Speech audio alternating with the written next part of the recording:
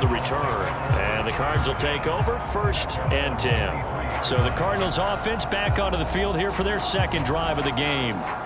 Well, partner, here it is. They've got the chance to win the game. You'd have to think they need to get it near the opposite 40 to have a chance to kick a game-winning field goal. We'll see what they can do. And you're right about that, because if we look at it in macro, that's what it looks like. But I think in micro, the head coach has already asked the special teams coach, what is he feeling? What does he think? Where does he want the football? What's the yard line we have to get? And he's already relayed that to his quarterback and his offense. They know what the goal is. Now the key, can they get there? The Cardinals going to use the first of their timeouts as they'll stop it with a little over 30 ticks to go in the football game.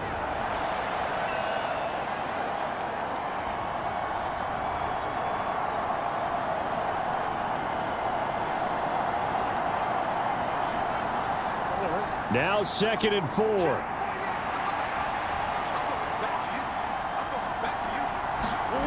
Murray to throw. Got his man. It's Dortch.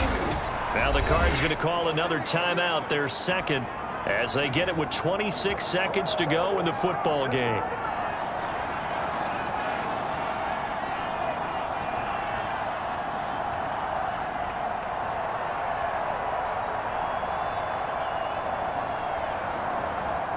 Well, this offense still has the one timeout here, remember. 1st and 10. Back to throw, Murray. He's got McBride. And quickly another first down, but tackled inbounds. And partner, in a tie game in the 4th quarter, you and I both know in the NFL, that's when you lean on your stars. And he came through with a nice catch right there.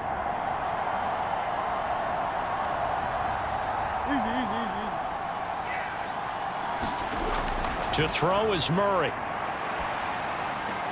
He's got Connor. 4 quarters not enough. We're all even, and to overtime we go. How much fun is this for everyone who's watching the game? How much fun is it for us to see this one get an extra period to get settled?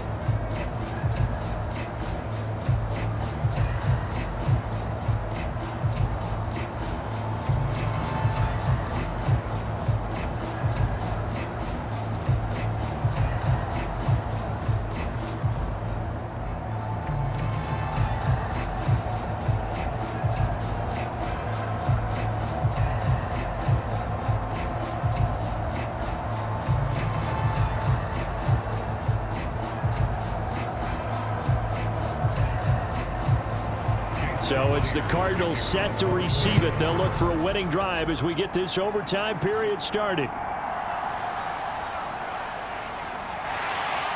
And a decent return out to the 27-yard line.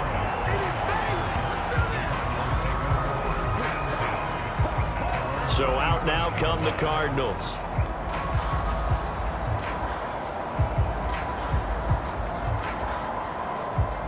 Murray and the Cardinals with a 1st and 10 at their own 27. They'll try and start this drive in the air. Murray with a nice move and able to get this one across the 45 before he's brought down. Now a timeout called for by the offense. They'll be down to just one remaining as we step aside here in overtime.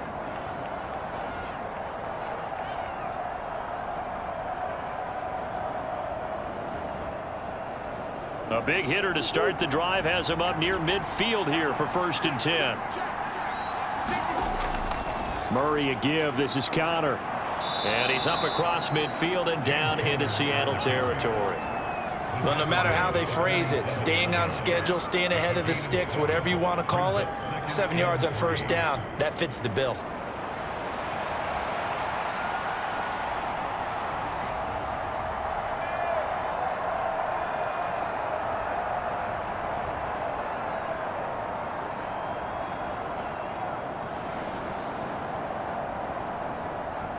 Ball on the 47-yard line. Here's 2nd and 3.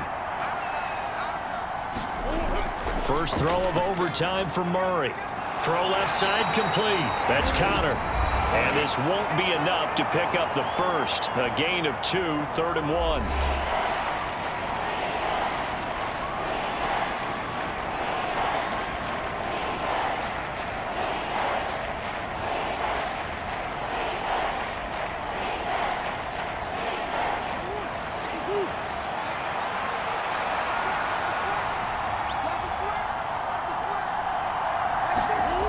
Here's Murray. He's got his target. That's complete. And he'll be taken down, but he does have first down yardage.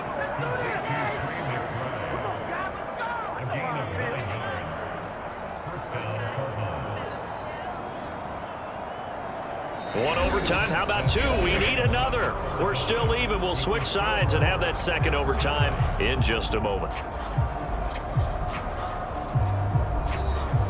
So from the 36 now, 1st and 10.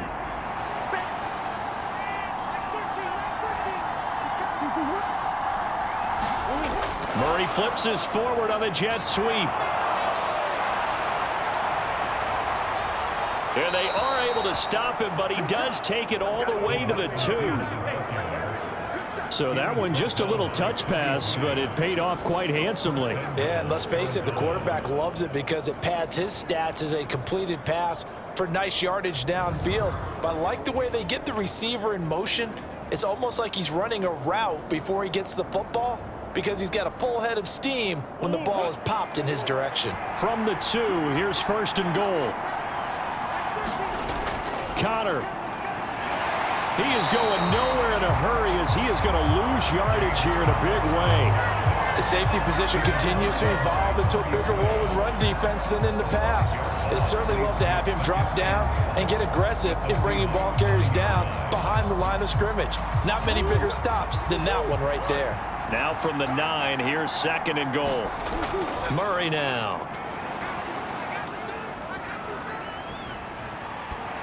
And that is incomplete. A lot of force bearing down on him there. He could not hang on. It's 3rd down. Even without a ton of pressure in his face, it just shows how difficult it is to pick apart his own defense. Those guys are sitting back, and they're not playing receivers as much as they're playing the eyes of the quarterback and when he delivers the ball.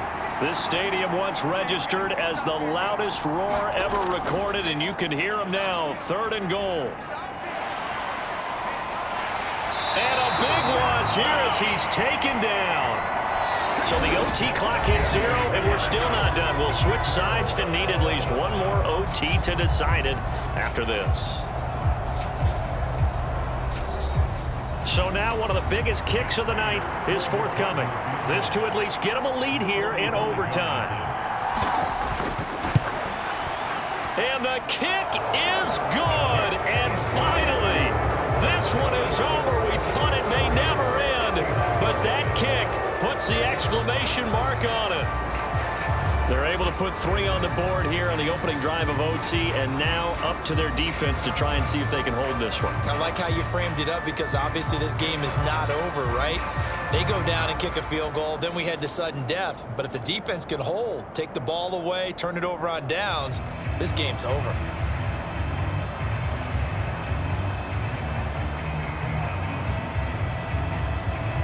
So only a field goal on that opening drive of overtime. Will that hold up? We'll find out as the kick's away. Darden now going to bring this one out of the end zone.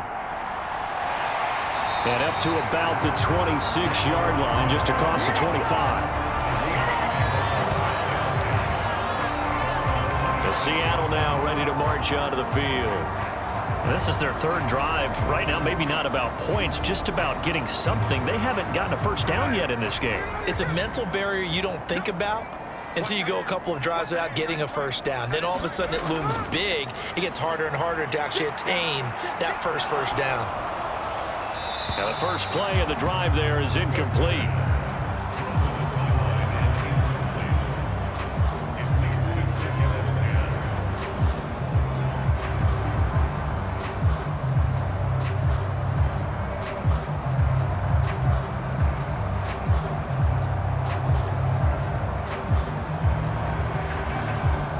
Smith, an incomplete pass on first down. Now it's 2nd and 10.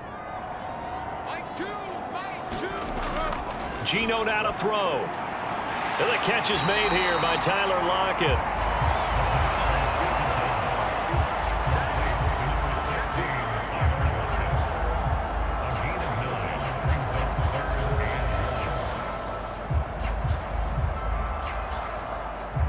Third down and 1. They'll try for the first with Walker.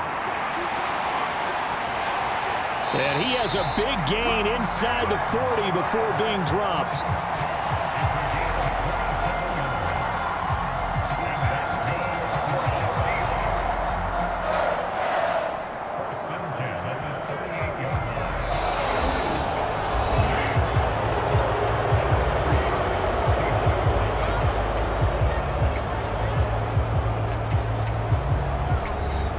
So into Cardinal territory now. It's 1st and 10 at the 38. Smith to throw. And they'll wind up getting this one all the way down inside the 20. Offensively, back-to-back really nice plays. This defense, they've got 2 timeouts. Maybe should burn one. Yeah, when you get back-to-back explosive plays, to me, anything over 10 yards, I don't care if it's a run or a pass, I count it as an explosive play. That sets your defense back on its heels. A timeout here would be a good idea and try and get themselves settled because we're in OT. This is big time.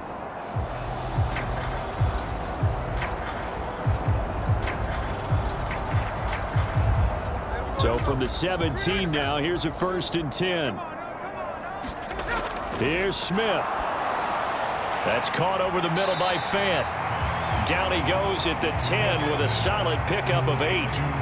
That's a staple of this offense. Drag route to the tight end. Yeah, he's unable to use his size to break off much more yardage after the catch, but still an effective gain nonetheless. 2nd and 2, first down marker at the 8.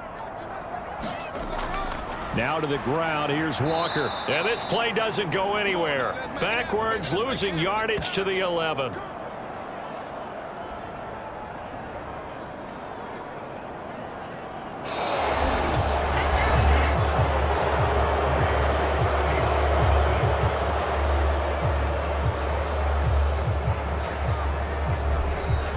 Here's the 7th play of this drive. This is 3rd and 4.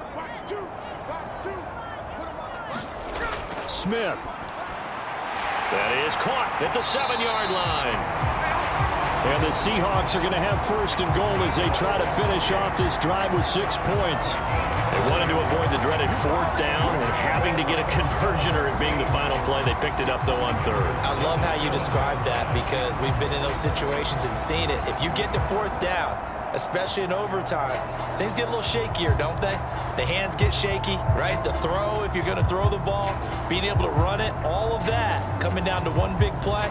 Very nice of them and nice for them to pick it up on 3rd. Smith. And it's caught. And he'll be brought down right on the edge of the goal line at about the 1-yard line. He's already proven to be a factor in the running game on this drive. Now he gets involved in the passing game. I think what we're seeing here is the modern version of workhorse in the NFL, being able to run it and catch it with equal proficiency. Good yardage on 1st down. Now can they punch it in on 2nd and goal? Walker. And he's into the end zone for the touchdown and the game winner in OT. A great game, partner. Spectacular finish. They needed at least a field goal to keep the game alive. They do one better. They get it in the end zone and end it. And I don't know about you, but I'm worn out. That type of a game takes it all out of us as well, not just the guys on the field. What a tremendous finish. And as you noted, were they going to go and try and get 3 and keep the game going? And that wasn't good enough for them. They got the touchdown, and that's why we're able to say goodbye. Well, obviously, Charles, this was by no means an offensive track meet. I mean, the defenses were the story in this ball game. But, hey, they got enough points to get the job done. And at the end of the day, that's all that matters. You're absolutely right about that, partner. In such a low-scoring game, it completely changes everything you had planned to do out there. Fortunately for them, they got just enough scoring to bring home the win. And in this type of a game, to play their defense, that became one of their biggest keys. So that'll do it for us. For Charles Davis and all our crew, I'm Brandon Gaudin. You've been watching the NFL on EA Sports. It's a win for the Seahawks here as we say so long from Seattle.